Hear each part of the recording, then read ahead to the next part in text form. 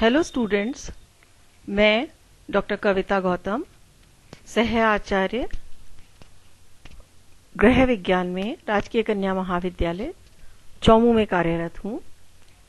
BA प्रथम वर्ष के गृह विज्ञान के द्वितीय पेपर फूड एंड न्यूट्रिशन में आज हम नया चैप्टर शुरू करने जा रहे हैं, एनर्जी मेटाबॉलिज्म, या हिंदी में जिसे कहते हैं ऊर्जा उपापचयन। बच्चों, अपनी शरीर जो है वो बिल्कुल एक फैक्ट्री की तरह कार्य करता है। एक मशीन है जो निरंतर रात दिन, चाहे हम जाग रहे हों चाहे हम सो रहे हों, कार्य करती रहती है। और मुझे अपनी शरीर के अंदर किस तरह से कार्य होता है इससे संबंधित एक वीडियो प्राप्त हुआ व्हाट्सएप पर, वो मैं अपने बच्चों से शेयर करना चाहूंगी। ये देखो बच्चों, अपना शरीर देखो कितना एक तो सिस्टमैटिकली ऑर्गेनाइज्ड है। ये देखिए इस वीडियो के अंदर हमारे मस्तिष्क के जो अलग अलग हिस्से हैं वो कोई तर्क करने से संबंधित है, कोई हमारे ज्ञानेंद्रियों से संबंधित है। यहाँ पर ये देखो वीडियो में दिखा रहे हैं कि किस तरह से हवा के माध्यम से ऑक्सीजन और कार्बन डाइऑक्साइड हमारे लंग्स फुफ्फुसों के अंदर आ जाती है, फुफ्फुसों में आता है। और फिर ये देखो, ये दिखा रहे हैं भोजन कैसे आ रहा है, कैसे अपने दांतों के बीच में चबाया जाता है, छोटे छोटे टुकड़ों में बांटा जाता है, और किस तरह से ये हमारे आमाशय में प्रवेश करता है। आमाशय में विभिन्न मार्गों से आता हुआ इसका पाचन क्रिया होती है। फिर देखिए यहाँ पर एक एंट्रेंस है, उसके ऊपर गार्ड लगा हुआ है, और उसके बाद ये भोजन अर्ध तरल फॉर्म में हमारी छोटी आंतों में जाता है। यहां पर फिर इसका पाचन अवशोषण का कार्य पूरा होता है। इसमें से देखिए जो ठोस पदार्थ है वो एक तरफ जा रहा है और जो लिक्विड है वो एक तरफ जा रहा है।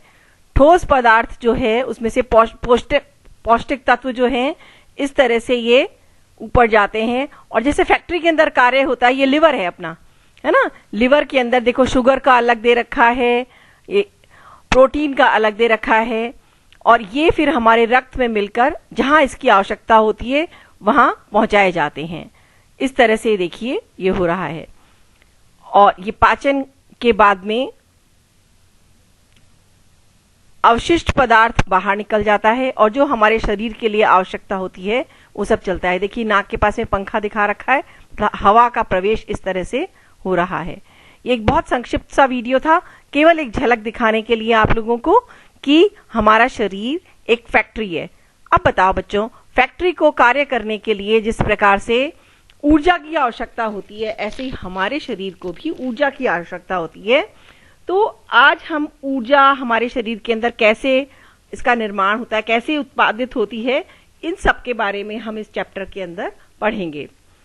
सबसे पहले तो आपको इस चैप्टर का नाम क्या है, ऊर्जा उपापचयन, या इसको उपापचयन को चय अपचय भी कहते हैं। चय अपचय को अंग्रेजी में हम कहते हैं मेटाबॉलिज्म।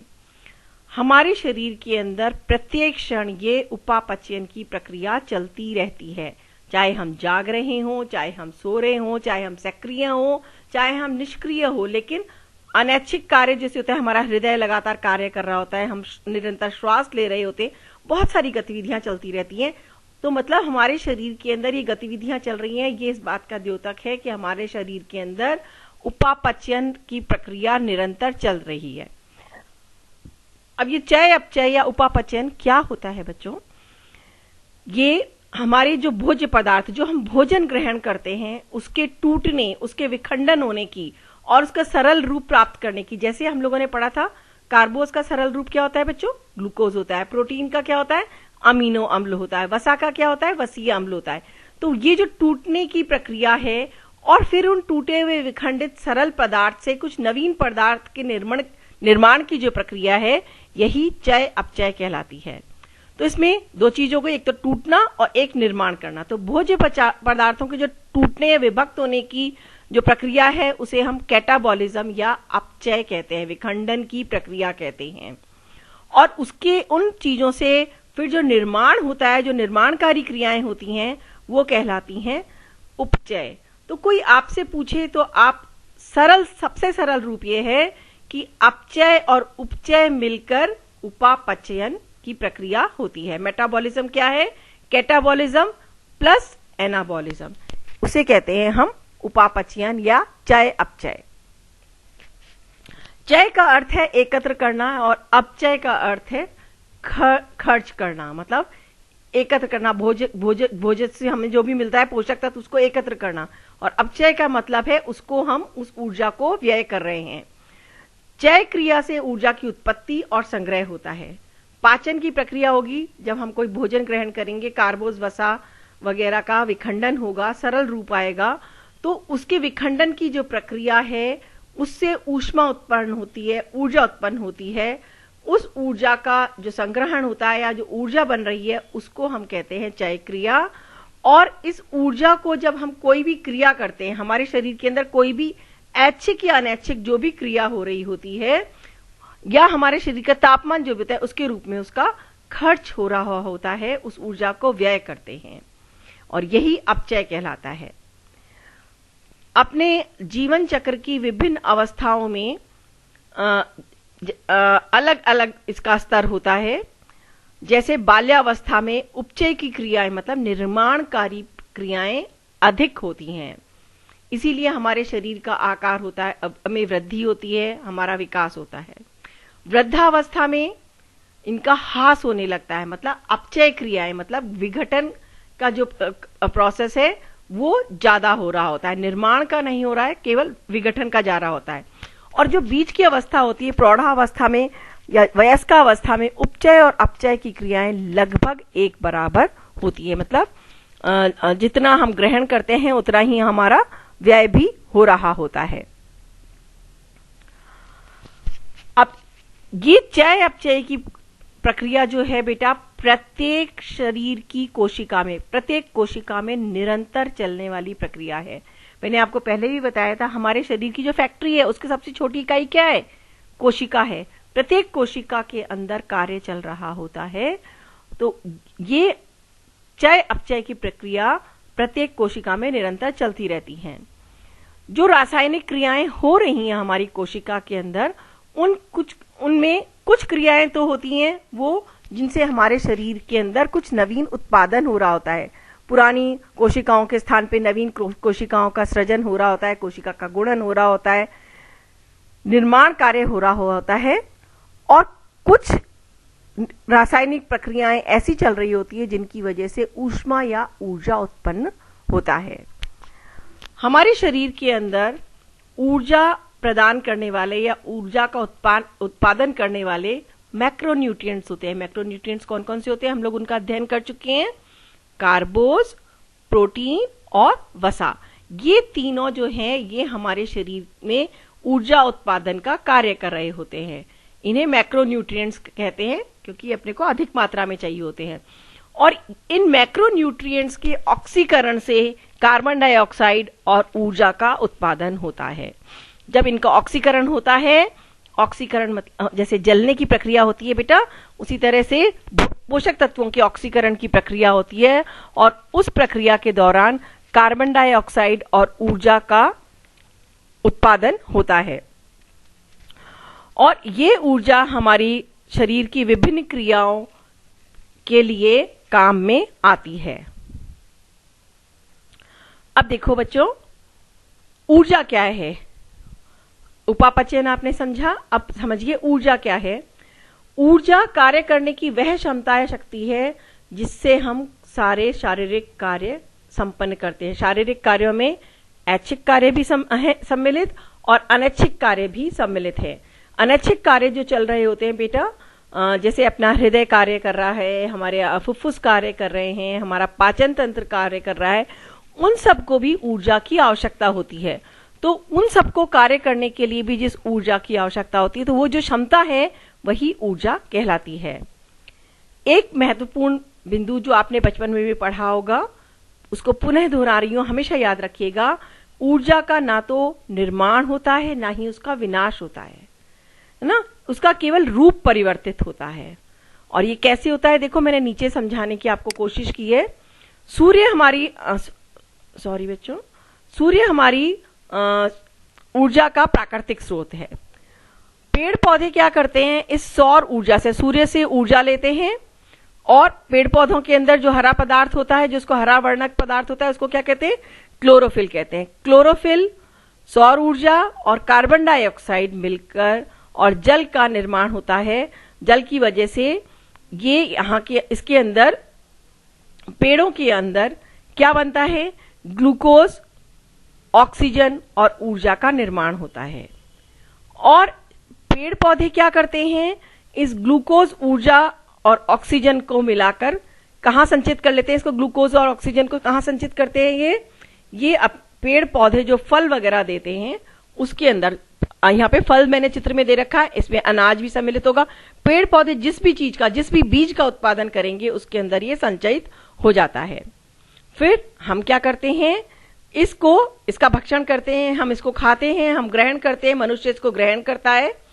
और ग्रहण करने से ये जो है, इसको रासायनिक परिवर्तन, ये रासायनिक रूप में है, ये रासायनिक जो रूप में है ऊर्जा, उसको वो यांत्रिक ऊर्जा में परिवर्तन, हमारे शरीर के अंदर पाचन की प्रक्रिया होती है पूरी, उपापचयन होता है, उसके बाद ऊर्जा का निर्माण होता है। और उस ऊर्जा का निर्माण, मतलब ऊर्जा का निर्माण नहीं हो रहा, सॉरी, ऊर्जा का रूप परिवर्तित हो रहा है बच्चों, है ना, ये यांत्रिक ऊर्जा में परिवर्तित हो जाती है। और यांत्रिक ऊर्जा जो होती है वो हमारे विभिन्न कार्य करने में, चाहे दौड़ना, भागना हो, बैठना हो, कुछ भी कार्य कर रहे हो हम, उसमें हम लोग उसको व्यय करते हैं। या यंत्र की तरह से हमारा हृदय कार्य कर रहा है तो उसमें भी उस ऊर्जा का व्यय होता है। जो ऊर्जा उस क्षण काम नहीं आ रही होती है, वो ऊर्जा हमारे शरीर के अंदर संग्रहित हो जाती है, स्टोर हो जाती है। जैसे आप लोगों को पहले ही मैंने बताया था, कार्बोज जो होता है, जितना काम में आ गया ग्लूकोज के रूप में रक्त में मिल जाता है। शेष जो होता है वो हमारा लिवर उसको ग्लाइकोजन की तरह स्टोर कर लेता है। तो ये हमारा ग्लाइकोजन का स्टोर थोड़ा लिवर में होता है, मांसपेशियों में होता है। इसी तरह से वसा का भी जो भी होता है, अतिरिक्त जो होता है वो हमारे वसीय उत्तक में जाकर इकट्ठा हो जाता है। और फिर कभी जब हमारे शरीर को आवश्यकता होती है, जैसे बीमारी के दौरान, व्रत के दौरान, जब हम भोजन ग्रहण नहीं कर पा रहे हो किसी भी कारण से, तब इस ऊर्जा का प्रयोग फिर क्रिया करने के लिए हो जाता है। अब हमें ऊर्जा प्रदान करने वाले भोज्य पदार्थ मैंने बताया आपको अपने मैक्रोन्यूट्रिएंट्स है। अब कैसे होता है बच्चों, जब कार्बोज और वसा का ऑक्सीकरण होता है, ऑक्सीजन के साथ ये मिलते हैं, इसका ऑक्सीकरण होता है, तो उससे कार्बन डाइऑक्साइड, जल और ऊष्मा निकलती है। किससे, कार्बोज और वसा से। इसी प्रकार से जब प्रोटीन के साथ ऑक्सीजन मिलता है, उसका ऑक्सीकरण होता है, तो कार्बन डाइऑक्साइड, यूरिया और ऊष्मा उत्पन्न होती है। दोनों जगह क्या हो रहा है, ऊष्मा उत्पन्न हो रही है, ऊर्जा उत्पन्न हो रही है। इस ऊष्मा का जो मापन की इकाई होती है बच्चों, उसे कैलोरी कहते हैं। जैसे वजन के लिए किलोग्राम है, हमारे लंबाई वगैरह के लिए इंच होता है, सेंटीमीटर्स होता है। उसी तरह से ऊष्मा के मापन की जो इकाई है उसको कैलोरी कहते हैं। अंग्रेजी में इसे कैपिटल C से दर्शाते हैं। आहार और पोषण विज्ञान में इसे किलो कैलोरी कहते हैं और इसे K कैलोरी के रूप में लिखा जाता है।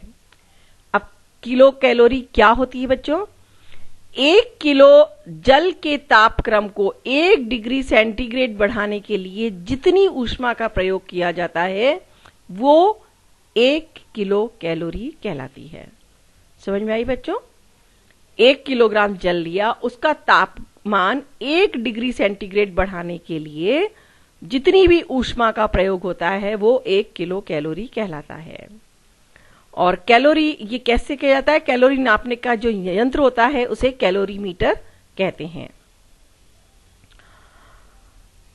भोज्य पदार्थों का ऊर्जा मूल्य कितना है, मतलब किस भोज्य पदार्थ से कितनी ऊर्जा मिल रही है, इसका निर्धारण कैसे करते हैं।